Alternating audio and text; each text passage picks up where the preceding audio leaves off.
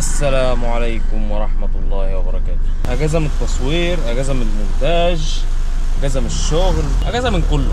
عايز اروح احط بنزين. لمبة البنزين بتنور من امبارح، ما فضيتش مش ما فضيت، ما قدرتش، ما فضيتش وما قدرتش الاتنين. العجلة طلعت عيني ورحت للراجل اللي انا بصلح عنده العجلة الساعة 9:30 كان قفل، ومشوار يعني مش قريب، لدرجه ان انا كنت بفكر اخد العجله معايا دلوقتي احطها في العربيه. ازاي؟ مش هتكفي، مش عارف. يمكن لما ارجع من الشغل ان شاء الله اجرب احطها في العربيه اشوف اذا كانت هتكفي ولا مش هتكفي، انما هي في الغالب مش هتكفي. يعني في الغالب هضرب المشوار بالعجله زي ما ضربته امبارح. المشكله انا ما عنديش فرامل، عندي الفرامل بتاع العجله بايظه، الفرامل اللي ورا ضايعه، الفرامل اللي قدام يعني بالحب كده، لان الدراع مكسور اتكسر مني. المشكله بقى انه مفيش وقت ان انا احط بنزين، مش عارف اعمل ايه الصراحه. اعمل ايه بقى؟ افتكرت في كومنتين عايز اعلق عليهم. طب نحط بنزين، لان لازم احط بنزين. مفيش بنزين والله. طب السلام عليكم. مفيش بنزين، ده انجاز رائع، عشان كده البنزين رايق. ماشي.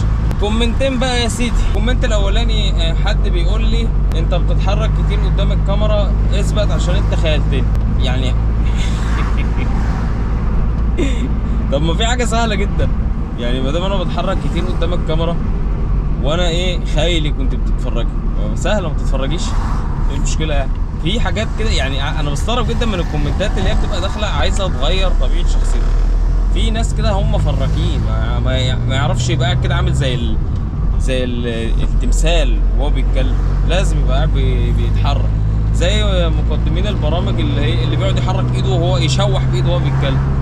انتوا عارفين ان واحد زي فيصل القاسم، هو الراجل اللي حكاها حتى بتاع الجزيره، ان هو طول ما هو قاعد يتكلم يشوح بايده، فاتنصح كذا مره يا عم بطل تشوح للضيوف، فبقى يعملها من تحت الترابيزه. ده هو اللي بيقول يعني، هو اللي بيحكي، بيقول انا بقيت بشوح برضه بس من تحت الترابيزه مش من فوق الترابيزه، لان هو في حاجات كده في البني ادم يعني صعب انها تتغير، صعب. ده كومنت. الكومنت التاني الحقيقه يعني هو سعيد حظ، لان انا مش فاكره، بس انا فاكر ان انا رديت عليه على اليوتيوب بشكل غتت برضه. كان يعني بيتكلم في حاجه تخصني بس مش فاكر هي ايه، ومش فاكر الكومنت. انا بنسى اصلا يعني. اعتزل ما يؤذيك. وانا الكومنتات اللي ما بتبقاش على هوايه في الغالب ما بفتكرهاش يعني.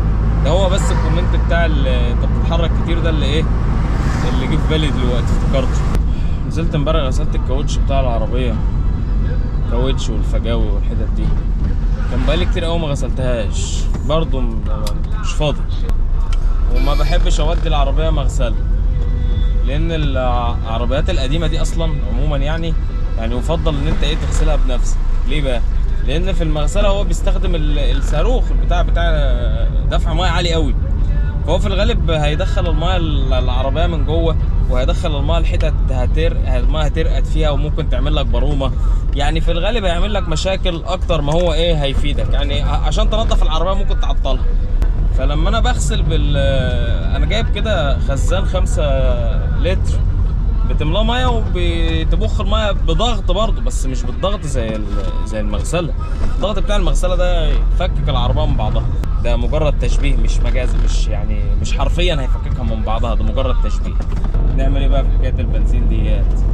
ما بحبش احط بنزين الظهر ولا العصر، لاني يعني سمعت قبل كده نصيحه، لما تيجي تمون حط بنزين يا الصبح بدري يا بالليل قوي، لكن ما تحطش بنزين في الحر في نص اليوم، لان البنزين بيبقى في الخزانات تحت الارض سخن، وبيبقى فيه بخر كتير وقصه كده، ممكن تدوروا عليها على النت. السلام عليكم ورحمه الله وبركاته. مش انا افتكرت الكومنت بتاع انا عايز اعمل 100 حاجه بصرف النظر بقى عن الكومنت ده ينحرق. عايز اعمل 100 حاجه، عايز احط بنزين، وعايز اروح المنصوره، وعايز اروح اودي العجله تتصلح، وعمال افكر ازاي احطها في العربيه، ولو هروح بيها العجلاتي بيقفل الساعه 10، فانا هضطر ان انا اروح بيها في جهنم الحمراء دي، ودي حاجه انا حامل همها يعني. الجو حر قوي الصراحه يعني، معلش بقى المروحه.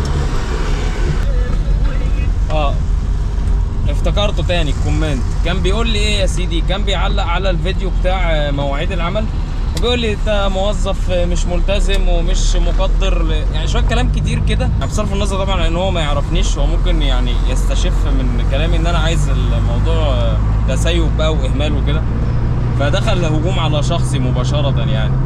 فانا الحقيقه قلت له خليها تاكلك، انتوا عارفين الديمقراطيه عندنا يعني بعافيه، لا تاكله اللي هي اعصابه يعني مش حاجه تانية. انا ما اقصدش ان الدنيا تبقى تسيب واهمال ولا اي حاجه من الكلام ده، انا كل بس اللي قصدته ان انت ايه ما تكرهش الناس في عيشتها على دقيقتين و3 دقايق مش هيفرقوا في حاجه يعني. لما يجي لك واحد متاخر 5 دقايق ما تقولوش روح، بس ده كل اللي انا ايه اللي انا قصدته. ايه بقى نحط بنزين؟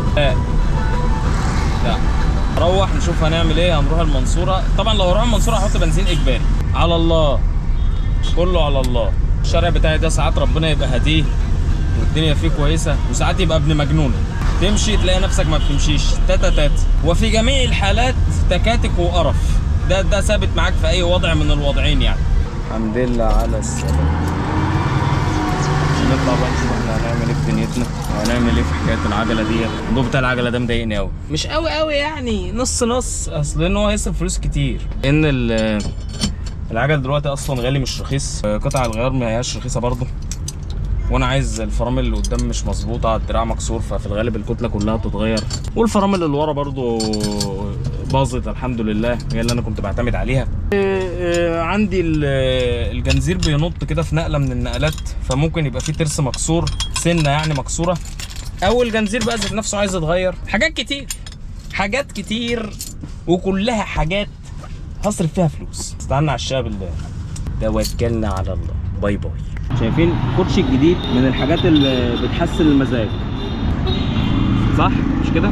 كوتشي جديد، شراب جديد، حلاقه.